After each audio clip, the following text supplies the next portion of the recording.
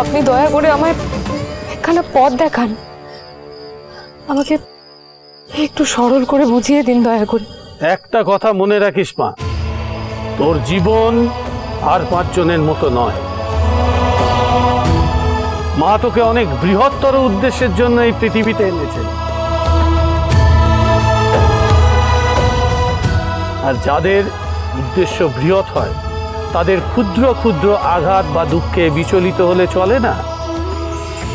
মানে বাবা, আমার কি এমন কোনো দুঃখ বা আঘাত পাওয়ার সম্ভাবনা আছে? তোর জীবনে একখানা না, অজস্র ঝড় উঠবে। সেই ঝড় সামলে তোকে শক্ত হয়ে উঠতে হবে মা। মা তোর এত পরীক্ষা নিচ্ছেন কারণ তোর যাত্রাও যে কঠিন।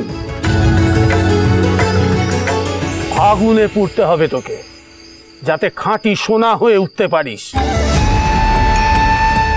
যে স্থানে আছিস তার থেকে অনেক উচ্চ স্থানে বসতে পারিস। হাজার হাজার লক্ষ লক্ষ মানুষের সংকট মোচন করতে পারিস।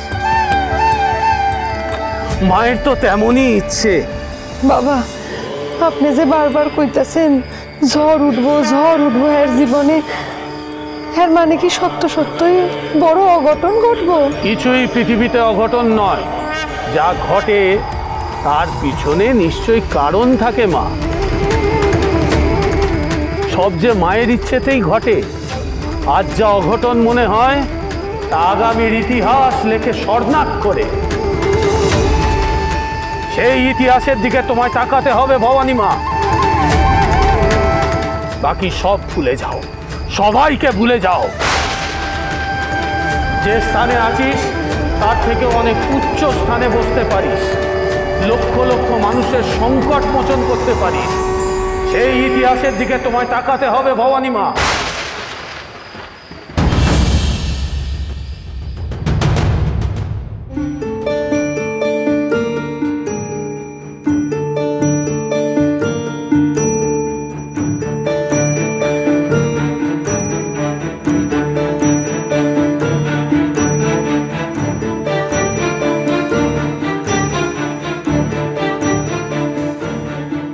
মা, তোমরা এই পড়েছ?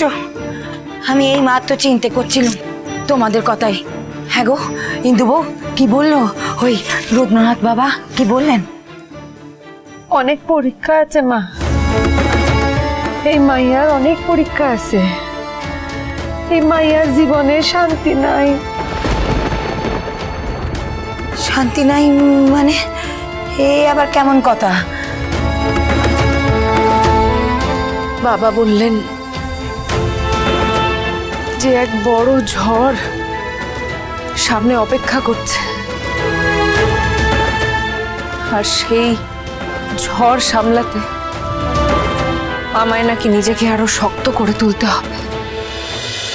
রাজ রাজেশ্বরী রানী ভবানী, প্রতিদিন রাত 8:30 স্টার জলসায়।